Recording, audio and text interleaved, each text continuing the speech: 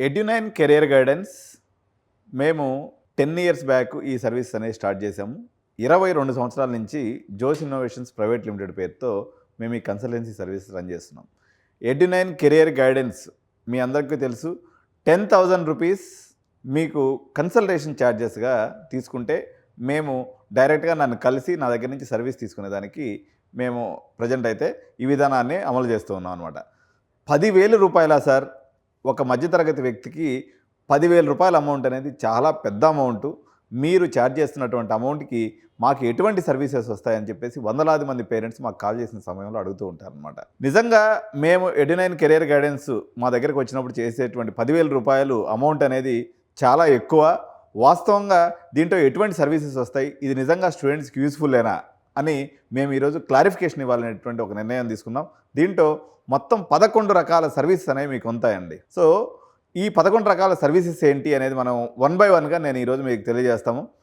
మీరు దీంట్లో ఎవరు ఈ సర్వీసెస్ యూజ్ చేసుకోవాలంటే, మీరు చాలా ఇంపార్టెంట్ కెరీర్ అండి. ఇంటర్మీడియట్ తర్వాత మీరు తీసుకునేటువంటి నిర్ణయమే మీ నెక్స్ట్ 40 ఏళ్ల జీవితాన్ని ప్రభావితం చేస్తుంది. కాబట్టి మీకు ఈ క్రూషియల్ డెసిషన్ తీసుకునేటప్పుడు పర్సనలైజ్డ్ కెరియర్ గైడెన్స్ మీ యొక్క స్ట్రెంగ్స్ని బట్టి, మీ యొక్క ఇంట్రెస్ట్ని బట్టి, మీ యొక్క ఫ్యూచర్ ప్రాస్పెక్ట్స్ని బట్టి, మీకు అందుబాటులో ఉన్నటువంటి అమౌంట్ని బట్టి కన్ఫ్యూజన్ లేకుండా పూర్తి క్లారిటీతో మీరు ముందుకు పోవాలనుకున్నట్లయితే ఈ యొక్క కెరియర్ గైడెన్స్ అవసరం చాలామంది పేరెంట్స్కి ఉందన్నమాట. ఈవెన్ మీరు ఏ ఫీల్డ్లో గొప్ప పొజిషన్స్లో ఉన్నప్పటికీ, మీరు ఐఏఎస్, ఐపీఎస్, లేకపోతే మీరు గవర్నమెంట్ లెవెల్లో, ఈవెన్ ఎన్ఐటీస్లో చదివి మీరు పెద్ద ప్రొఫెసర్ లెవెల్లో ఉన్నప్పటికీ కూడా మేము 24 గంటలు, మార్నింగ్ 5 గంటలు 6 గంటలకు లేస్తే మీకు సాయంత్రం వరకు మేము ఇదే కెరియర్లో మునిగి తేలుతూ ఉంటాం. కాబట్టి దీంట్లో ఎటువంటి లేటెస్ట్ డెవలప్మెంట్స్ ఉన్నాయి, ప్రపంచవ్యాప్తంగా విద్యార్థులకు ఏ రకమైనటువంటి గైడెన్స్ అవసరం అనే విషయం మీద మేము నిరంతరం ఆ రీసెర్చ్ అనేది కొనసాగిస్తూ ఉంటాం. కాబట్టి మీకు ఈ సర్వీస్ తీసుకోవడం వల్ల ది బెస్ట్ అనేది జరుగుతుంది. మీ యొక్క ఇన్ఫార్మ్డ్ డెసిషన్ తీసుకోవడంలో ఈ యొక్క మా సర్వీస్ అనేది మీకు ఉపయోగపడుతుంది. మీకు ఐఐటీస్లో సీట్ వచ్చినప్పటికీ, ఒకవేళ రానప్పటికీ, వస్తే మంచిదే, వస్తే దానికి సంబంధించినటువంటి జోష్ ఆప్షన్స్, లేకపోతే సీసాబ్ ఆప్షన్స్, అదేవిధంగా ఐఐటీ ఆప్షన్స్ పెట్టిస్తాం. ఒకవేళ రాకపోతే భారతదేశంలో ఉన్నటువంటి ప్రతి స్టేట్లో టాప్ 10 ఇంజనీరింగ్ కాలేజెస్లో మీరు అడ్మిషన్ తీసుకునేదానికి మేము హెల్ప్ చేస్తాము. నాట్ ఓన్లీ ఇంజనీరింగ్ కాలేజెస్ ఒకటే కాదు, మీకు డిఫరెంట్ సెక్టార్స్ అయినటువంటి ఆర్ట్స్లో అనుకోండి, లేకపోతే సిఏ, సిఎస్, సిఎంఏ, అదేవిధంగా ఎంబీబీఎస్, మెడికల్ లాంటి ఫీల్డ్స్లో కూడా మేము గైడెన్స్ చేస్తాము. అదేవిధంగా ఇంటీరియర్ డిజైనింగు, లేకపోతే fashion technology, film making, photography, మీరు ఈ డెసిషన్ ఏదైనా, ఏవియేషన్ ఫీల్డ్, ఇటువంటి దాంట్లో ఏదైనప్పటికి కూడా మేము మీకు డెసిషన్ తీసుకోవడంలో మీకు హెల్ప్ చేస్తూ ఉంటాం అనమాట. దీన్ని ఎలా మేము మీకు తీసుకుంటామన్నట్టయితే, మీకు ఏ కోర్స్ తీసుకోవాలో మీకు ఒక క్లారిటీ లేనటువంటి సందర్భంలో మీ యొక్క స్కిల్స్ని అనలైజ్ చేస్తాము. మీ యొక్క బెస్ట్ ఆప్షన్స్ అంటే మీకు ఓన్లీ సిఎస్సి తీసుకోవాలనుకోండి, ఏఐ తీసుకోవాలా, డేటా సైన్స్ తీసుకోవాలా, అసలు ఇంజనీరింగ్ తీసుకోవాలా వద్దా, ఒకవేళ ఇంజనీరింగ్ తీసుకుంటే సిఎస్సి తీసుకోవాలా, మన సివిల్ ఇంజనీరింగ్ తీసుకోవాలా, మెకానికల్ ఇంజనీరింగ్ తీసుకోవాలా, ఒకవేళ అలాంటివి తీసుకున్నప్పుడు ఎటువంటి ఎక్స్ట్రా ప్రిపరేషన్ చేయాలి అనేటువంటి విషయాన్ని కూడా మేము మీకు తెలియజేస్తూ ఉంటాం అనమాట. సో మీరు ఎట్టి పరిస్థితుల్లో ఆపర్చునిటీ మిస్ చేసుకోకుండా ఉండాలన్నట్లయితే మీకు దాదాపు 20 మేజర్ ఎంట్రన్స్ ఎగ్జామ్స్లో మేము అప్లికేషన్స్ పెట్టిస్తాం. అప్లికేషన్స్ పెట్టించడంతో పాటు వాటిలో ఆప్షన్స్ కూడా పెట్టిస్తాం. ఆప్షన్స్ పెట్టించడంతో ఆగిపోము. ఎందుకంటే మీరు ఒక కర్ణాటక లాంటి ఎగ్జామ్ ఒక కామెడీగా రాసిందనుకోండి, మీకు ఆ రాష్ట్రంలో ఉన్నటువంటి కాలేజీల యొక్క స్థితిగతులన్నీ మీకు తెలియదు. కాబట్టి మీరు దాన్ని, ఆ కాలేజీలన్నీ కూడా, నా యొక్క స్ట్రెంగ్త్ ఏంటి అంటే, నేను 20 సంవత్సరాల నుంచి సింగిల్ ఫీల్డ్లో ఉండటంతో పాటు మీకు ఆ ప్రాంతంలో ఉన్నటువంటి అన్ని కాలేజీలని నేను స్వయానా వెళ్ళి చూశాను. దాదాపు 1300 ఇంజనీరింగ్ కాలేజీలని నేను ఇప్పటివరకు భారతదేశంలో విజిట్ చేశాను అనమాట. విజిట్ చేయడమే కాకుండా అక్కడ ఉన్నటువంటి మన ఎగ్జిస్టింగ్ ఫైనల్ ఇయర్ విద్యార్థులతో అనుకోండి, అక్కడ ఉన్నటువంటి ప్లేస్మెంట్ ఆఫీసర్స్ అనుకోండి, లేదా అక్కడ ఉన్నటువంటి హెచ్ఓడీస్ అనుకోండి, వాళ్ళందరితో కూడా మాట్లాడడం జరిగింది. ఇదొకటే కాదు, నేను 4 సంవత్సరాల పాటు ఒక ఇంజనీరింగ్ కాలేజీని స్వయంగా నడిపినాను. అంటే వాస్తవమైనటువంటి పరిస్థితులు ఏంటనేది మాకు క్లియర్గా తెలుసు. కాబట్టి మీకు ఆ రకంగా హెల్ప్ చేస్తాను. వేరాజ్ జేఈలో కానీ, జోషాలో కానీ, సీసాబ్లో కానీ మీకు వీటిల్లో ఆప్షన్స్ పెట్టాలనుకున్నట్లయితే ఆ స్టేట్స్ యొక్క పరిస్థితులు చేయాలి. ఉదాహరణకి మాకు ఎన్ఐటీలో సీట్ వచ్చిందని చెప్పేసి ఎన్ఐటీ అరుణాచల్ ప్రదేశ్కి వెళ్ళిపోయింది అనుకోండి, మీకు అక్కడ ఫుడ్ పడలేదు, అక్కడ ఉన్నటువంటి వాతావరణ పరిస్థితులు, అక్కడ ఉన్నటువంటి సామాజిక వ్యక్తిగత పరిస్థితులు మీకు వల్లగానప్పుడు మీకు వచ్చినటువంటి ఎన్ఐటీలో వచ్చినటువంటి ఆనందం ఏదైతే ఉందో అది ఆవిరైపోతుంది. ఓకే, సో కొన్ని ఎగ్జాంపుల్స్ ఉంటాయన్నమాట. ఇప్పుడు జేఈ మెయిన్స్ ద్వారా మీరు ఇండియన్ ఇన్స్టిట్యూట్ ఆఫ్ స్పేస్ టెక్నాలజీలోనో, లేకపోతే మీకు ఇటువంటి ప్రతిష్ట ఐఐఎస్సిలో కానీ, లేకపోతే ట్రిపుల్ ఐటీస్లో కానీ, ఉదాహరణకి ఐఐటి ముంబై వర్సెస్ మన ట్రిపుల్ ఐటీ హైదరాబాద్ తీసుకున్నప్పుడు ఏది గొప్ప అనేటువంటి ఇన్ఫార్మ్డ్ డెసిషన్ తీసుకోవాల్సి వచ్చినప్పుడు నిజంగా మీకు గైడ్ చేయడానికి ఒక వ్యక్తి అనేది ఎంత అవసరం పడతాయంటే ఇది చిన్న డెసిషన్ కాదండి. IIT Mumbai versus triple IT Hyderabad నిజంగా ఎక్కడ బాగుంది అని తెలుసుకునేదానికి వాస్తవంగా ఇది ఒక లెక్చరర్ లెవెల్లో ఉన్నటువంటి వ్యక్తి కానీ ఒక ఈవెన్ అకాడమిషియన్స్ కూడా చెప్పలేరు. దీనికి ఒక ప్రొఫెషనల్ స్కిల్ అవసరము. నిరంతరం మేము పిల్లలతో కమ్యూనికేట్ అవుతున్నందువల్ల వాళ్ళ దగ్గర నుంచి వచ్చేటువంటి వందలాది ఇన్పుట్స్ని నేను ఒక దగ్గర క్రోడీకరించుకొని మీకు కస్టమైజ్ చేసి ఇవ్వడం అనేది జరుగుతుందన్నమాట. సో మొత్తం counselling process JEE, JoSAA, CSAB, కామెడీకే ఇప్పుడు ఉదాహరణకు ఒక ఎంసెట్ లాంటివి తీసుకున్నప్పుడు 3 ఫేజ్ల కౌన్సిలింగ్ ఉంటుంది. 3 ఫేజ్ల కౌన్సిలింగ్లో చాలామంది ఏమనుకుంటారంటే ఒక మూర్ఖత్వంతో ఫస్ట్ ఫేజ్లో నేను జరిగిన కొన్ని ఎగ్జాంపుల్స్ మీకు చెప్తాను అనమాట. వాళ్ళు ఏం చేస్తారంటే సిబిఐటి, వాసవి, వియన్నా జ్యోతి, జేబీఐటి, ఉస్మానియా యూనివర్సిటీ 5 కాలేజీల్లో జనరల్ సిఎస్సి పెట్టి వదిలేస్తారు. ఏమనుకుని వాళ్ళు పెడతారన్నట్లయితే నాకు మంచి ర్యాంక్ వచ్చేస్తుంది అనేటువంటి ఒక ఆలోచన అయి ఉండొచ్చు.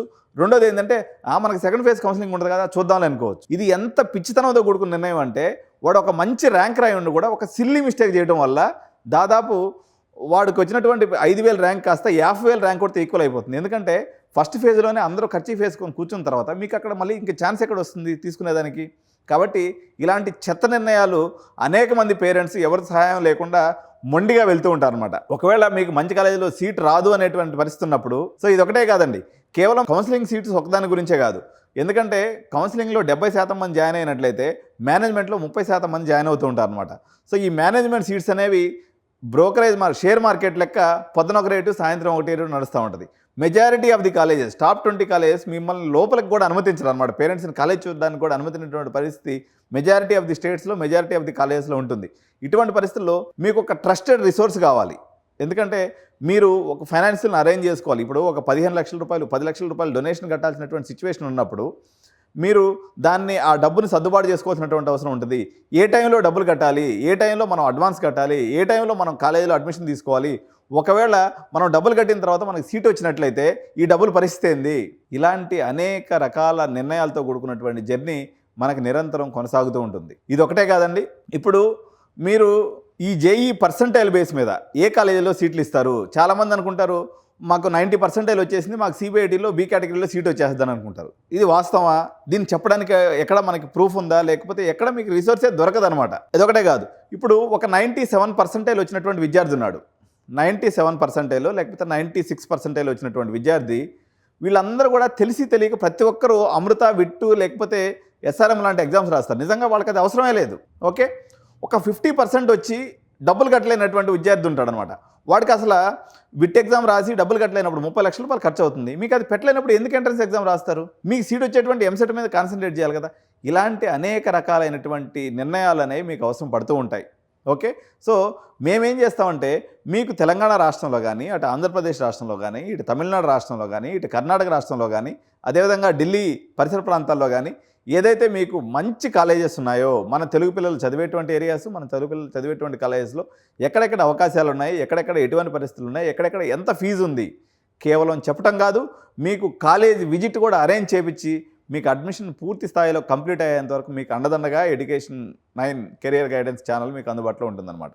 సో కేవలం ఇది మేము భారతదేశానికి ఒక్కదానికే సంబంధించినటువంటి కాదు. ఇప్పుడు మేము దుబాయ్లో బిట్స్ పిల్లలు లాంటి కాలేజెస్తో కలిసి వర్క్ చేస్తున్నాం. అదేవిధంగా మీకు ఒక 30 లక్షల రూపాయలు ఇండియాలో కట్టే బదులు ఇప్పుడు మణిపాల్ లాంటి పెద్ద పెద్ద కాలేజెస్లో కూడా మేము ఐకాస్ లాంటి ప్రోగ్రాంలో అడ్మిషన్ చేయగలుగుతున్నాం. ఇప్పుడు విట్టు అనేది ఒక ఎమోషన్, దాదాపు 8,000 మంది పిల్లలు ఉన్నందువల్ల వీటిలో చట్టం అనేది ఒక ఎమోషన్ తప్ప దానివల్ల పెద్ద యూజ్ లేదు. సో మేము అబ్రాడ్లో కూడా అడ్మిషన్ చేయిస్తాం, మలేషియా, సింగపూర్, దుబాయ్, ఓకే, అదేవిధంగా అమెరికా, కెనడా, ఆస్ట్రేలియా, న్యూజిలాండ్ లాంటి ప్రదేశాల్లో కూడా ఒక 60 లక్షలు 70 లక్షలు పెట్టుకోగలిగినటువంటి పేరెంట్స్ ఎవరైతే ఉంటారో వాళ్ళని అక్కడ ఇప్పుడు ఆర్వీ కాలేజీలో 70 లక్షలు అవుతుందండి. ఆర్వీ కాలేజీలో 70 లక్షలు పెట్టే బదులు అదే 70 లక్షలు పెట్టేసి మీరు బిట్స్ పిల్లల్లో చదువుకున్నట్లయితే దుబాయ్లో మీకు 25 లక్షలు ప్యాకేజ్ కన్ఫామ్గా వస్తుంది.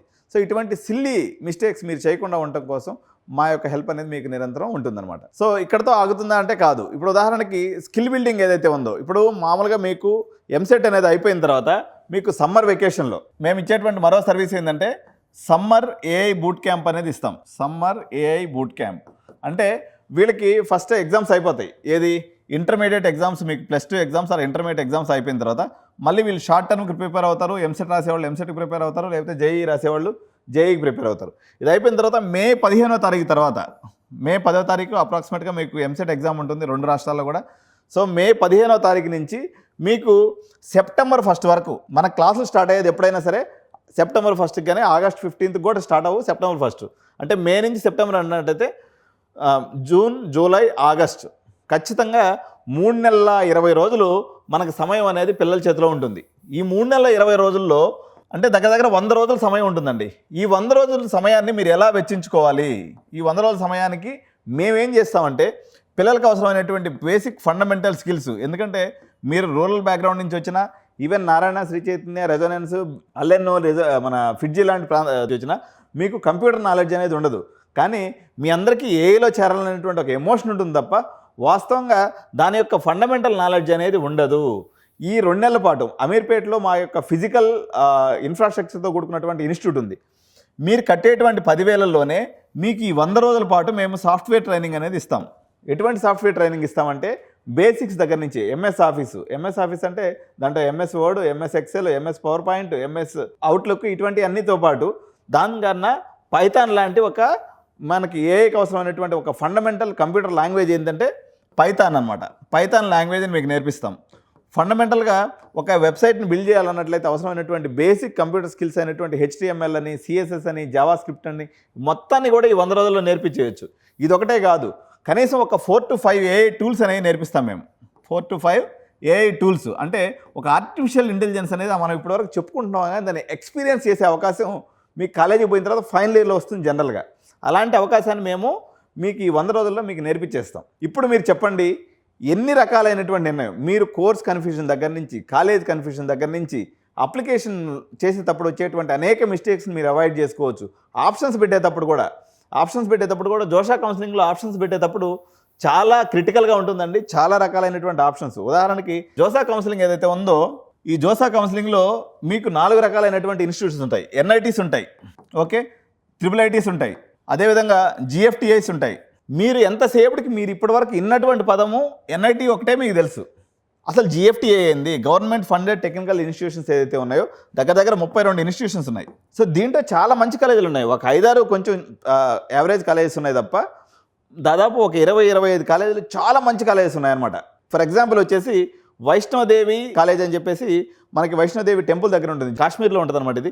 ఇదేంటంటే మనం కాశ్మీర్లో, జమ్మూ కాశ్మీర్లో ఇంత వరస్ట్గా ఉంటుందేమో కాలేజ్ అనుకుంటాం. నేను చెప్తున్నాను కదా, హైదరాబాద్ సెంట్రల్ యూనివర్సిటీ కన్నా 10 రెట్లు బాగుంటుంది వైష్ణోదేవి కాలేజ్ అనేది, వైష్ణోదేవి కాలేజ్. సో అక్కడ ఈవెన్ CSE కానీ CSE AML కోర్సెస్కి భారతదేశంలోనే నిష్ణాతులైనటువంటి ప్రొఫెసర్స్ ఉన్నారు. అంటే ఇటువంటి హిడెన్ జెమ్స్ ఏదైతే ఉన్నాయో ఇలా మీకు కొన్ని కోర్సెస్ ఉన్నాయి. సో మీరు ఎక్స్పెక్ట్ చేయలేరు, అంటే ఈ కాలేజెస్లో ఇటువంటి ఇన్ఫ్రాస్ట్రక్చర్ ఉంటుందని చెప్పేసి. మీరు ఎంతసేపటికి ఏం చేస్తారంటే ఫస్ట్ NITs పెట్టి వదిలేయటం, తర్వాత IIITs వరుసగా లైన్లో పెట్టేయటం, తర్వాత GFTs అన్ని లైన్లో పెట్టేయటం, ఇట కాదు చేయాల్సింది. సో ఫస్ట్ టాప్ 10 NITs అయిపోయిన తర్వాత టాప్ 3-4 IIITs పెట్టుకొని దాని తర్వాత మనం వచ్చేసి GFTsలో కూడా మంచి కాలేజెస్ని పెట్టుకున్న తర్వాత మళ్ళీ కిందకు వచ్చేసి మిగిలిన 15 NITs పెట్టుకోవాల్సినటువంటి అవసరం ఉంటుంది. అంటే ఇలాంటి ఎన్నో స్కిల్స్తో కూడుకున్నటువంటి ఆప్షన్స్ ఫిల్లింగ్ని మీరు సొంత ప్రయోగం ద్వారా మీకు ఎటువంటి అనుభవం లేకుండా మీరు అటెంప్ట్ చేస్తే ఎంతటి ఉపద్రవం ఎదుగుతుంది. మీరు ఇప్పటిదాకా మీ దగ్గర 3 లక్షల రూపాయలు సంవత్సరానికి గుంజుకున్నటువంటి నారాయణ, శ్రీ చైతన్య, రెజొనెన్స్, ఫిడ్జీ వాళ్ళు ఎవరైతే ఉన్నారో కేవలం మిమ్మల్ని అప్లికేషన్స్ పెట్టించి రోడ్డు మీద వేసేస్తారు. అప్లికేషన్స్ ఫిల్ చేస్తారు, ఏది JEE మెయిన్స్ అప్లికేషన్స్ ఫిల్ చేస్తారు. వాళ్ళకి డబ్బులు వచ్చేటువంటి VIT అప్లికేషన్స్ కానీ, లేకపోతే న్యూటన్స్ కాలేజ్ అప్లికేషన్స్ కానీ, ఇంకొక ఏదో లవ్లీ ప్రొఫెషనల్ యూనివర్సిటీ అప్లికేషన్స్ కానీ, వాళ్ళకి ఏదైతే లాభం వస్తుందో ఆ అప్లికేషన్స్ వరకు ఫిలప్ చేయించి మీకు అయిపోయింది రాబాయ్, మీకు గుంజుకోగలిగిన కాడికి మేము పైసలు గుంజుకున్నాం, గెట్ అవుట్ అని మీకు చెప్పేస్తారు. ఆ తర్వాత ఎవడు సమాధానం చెప్పుడు వాడు నెక్స్ట్ ఇయర్ అడ్మిషన్స్ చేసుకోవడం మీద ఫోకస్ పెట్టదు, కానీ మీకు అక్కడతో లింక్ అనేది కట్ అయిపోతుంది కాలేజీకి. తర్వాత వాళ్ళ దగ్గర నుంచి మీకు ఎటువంటి సపోర్ట్ ఉండదు. ఈ సమయంలో అసలు ఈ రిస్క్ చేసి ఆప్షన్స్ ఎవరు పెట్టేయాలి? మీకు ఉన్నటువంటి సోర్స్ ఏంటంటే మీ ఊర్లో ఉన్నటువంటి ఎవడో ఒక చదువుకున్నటువంటి వాడిని పట్టుకుంటారు మీరు. అంటే వాడు మీ పెదనాన్న కొడుకో, చిన్నాన్న కొడుకో, మీ అత్త కొడుకో, లేకపోతే మీ తెలిసినటువంటి వాడు ఎవడన్నా సాఫ్ట్వేర్ ఉద్యోగం చేస్తుంటే వాడు పెట్టుకుంటారు అనమాట.